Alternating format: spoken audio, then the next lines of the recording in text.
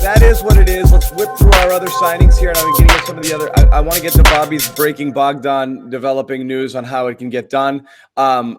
We do have also Tristan Thompson signs 2-year, $19 million deal. We talked about this on the thread. Not my favorite. I would have liked Thompson as a rent a buyout guy late last year.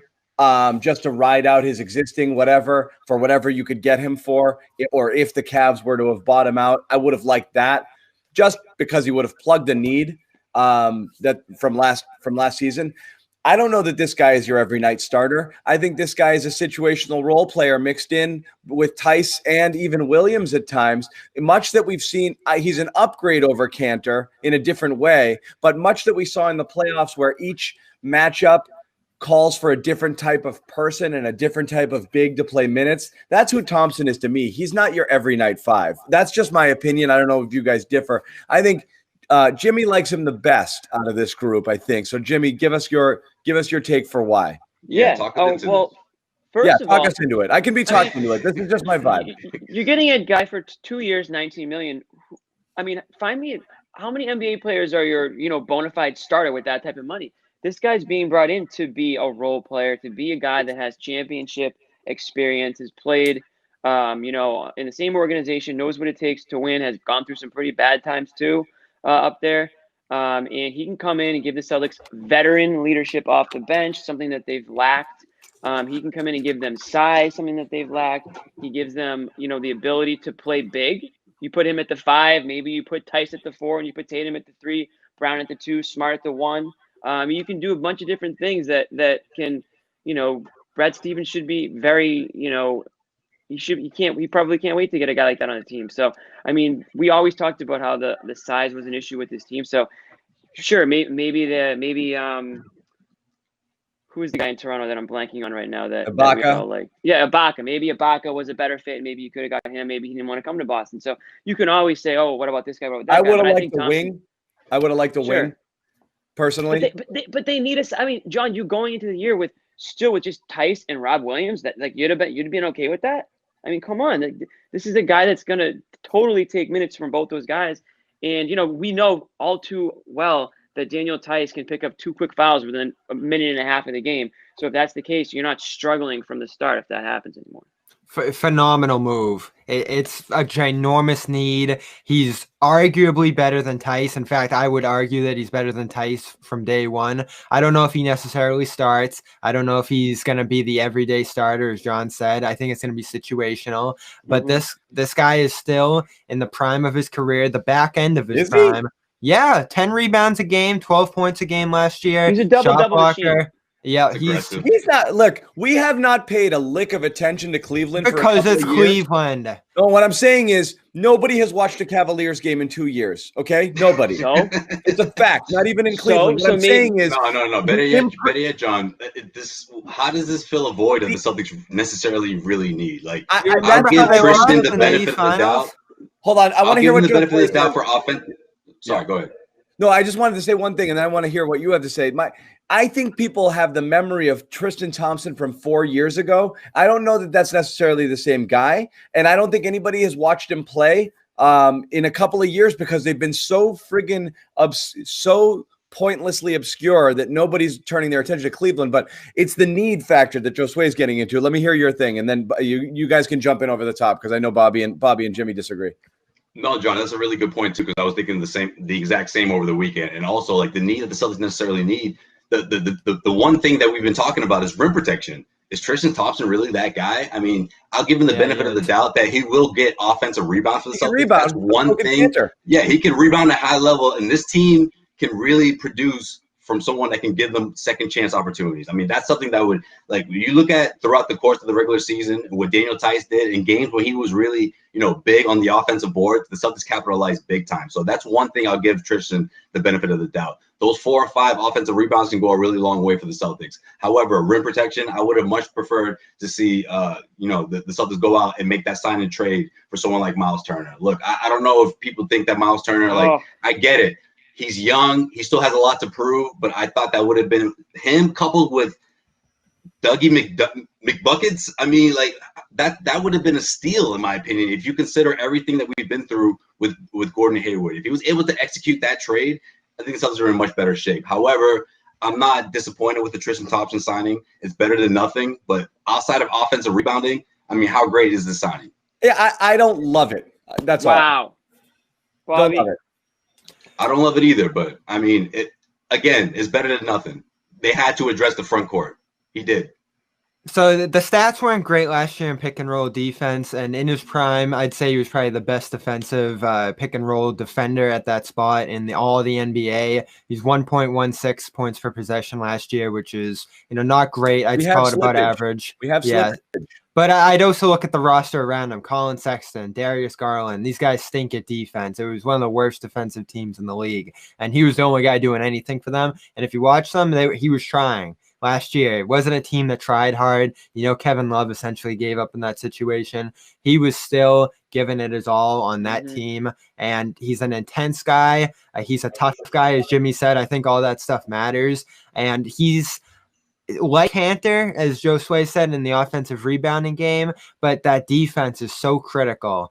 He brings size. He brings versatility out there to switch out to the wing. He can move with those pick and rolls like Enes Cantor couldn't, and that's so critical to the defense in the NBA now.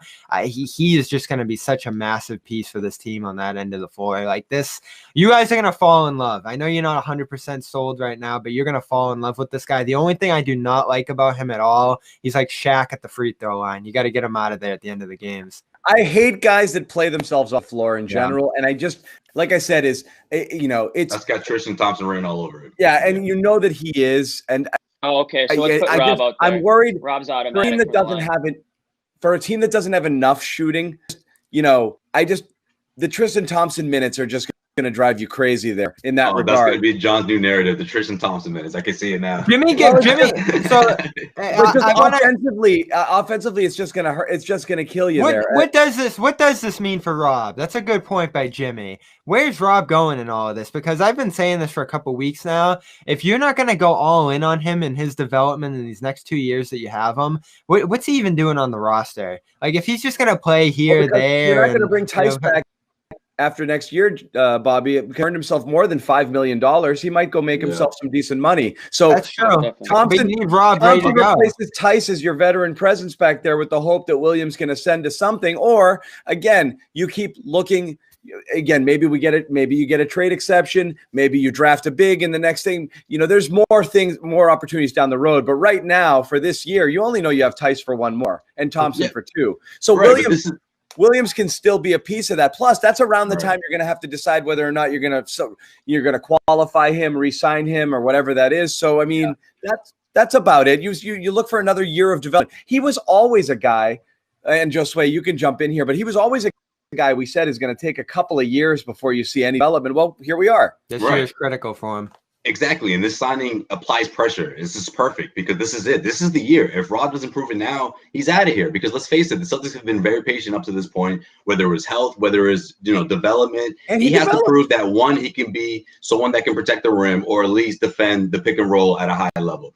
That's what the Celtics need from him. And with Tristan Thompson in there, because he's going to eat up minutes for someone who can rebound and can defend. He's going to eat up minutes, and if Rob Williams really wants to prove himself, he has to grab those minutes from Tristan Thompson and get on the floor as much as possible. Yeah. Look at everything that Rob Williams did this year as an improvement. He showed he was really good as a passer. They knew he was, but he showed it more. Yeah, he shot like 95% from the field in the playoffs. I mean, he developed a little baseline jumper. His free throw stroke looked pretty well. He's just kind of an undisciplined defender that jumps out. And he's inconsistent. You don't get it every night. And Brad will go an entire game without putting him in. So I mean, it's not like he had the it wasn't like Brad was vouching for him out there. I mean, listen, if you're trying to win games now and the way this roster is built, you don't really have time to be developing players out there in crunch time in these big situations.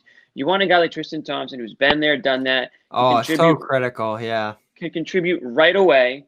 And then Rob can work his way in and out of that rotation. And if he proves himself capable of contributing at a high level, then he'll earn those minutes.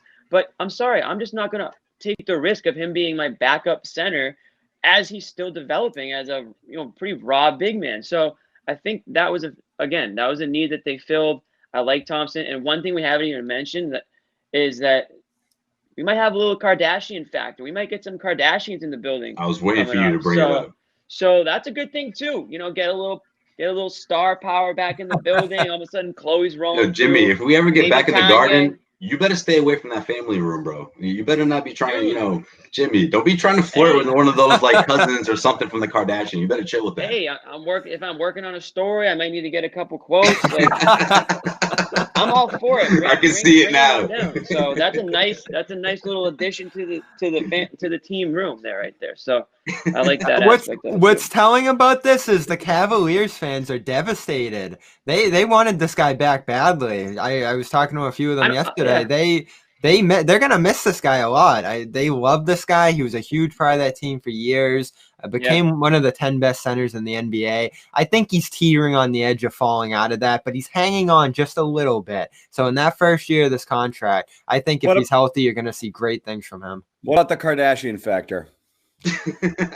Well, John, what you got for us? We're 1 for 1 with Kardashians. What was the dude's name we got? Chris Humphries. Chris Humphries was an awesome Celtic. He was awesome. In that real crap year, he was awesome. He was a bulldog. He played hard. Wow. Do you have a Chris Humphries jersey?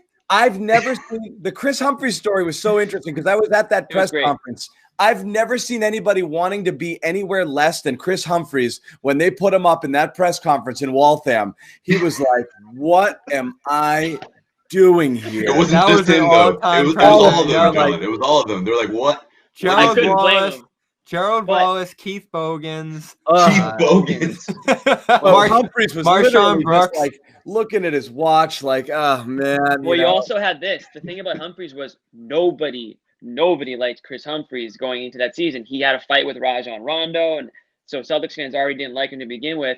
And the Kardashian factor, again, they made him out to look very bad on that show because they have obviously all the editing power. And then Kanye wrote a diss track about him. So when I first met this guy, I was expecting the worst, but he was one of the coolest, down to earth, awesome, cool dudes, nice guy.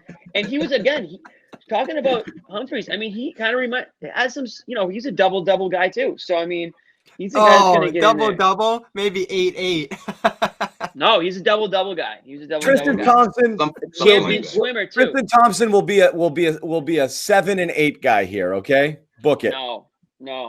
No, he's gonna get double digit if he gets the minutes. I don't know what his minutes are gonna be. There's gonna be attrition at that center position. Brad's gonna end up finding a way to play all 4 of those guys. If Tristan gets up to 16 minutes a game, he better be averaging at least 10 rebounds a game. Dude, I see him in the upper teens to low 20 minutes. I'm so interested. They're gonna use him. I'm so interested to see what kind of minutes Grant gets in that whole equation too, because we talk about what Brad didn't love out of Rob. Brad just loved Grant last year. Whatever opportunity he could find to put him at center, he put him there, and he improved quite a bit last year. What did he shoot? 45% from 3 in the playoffs. So we can't ignore him in that discussion either. Yeah, definitely, and I think he will improve also. All right, who's our other newest Celtic? Somebody says Khloe Kardashian on a good day is a 7. No, we're gonna move on. We can move on.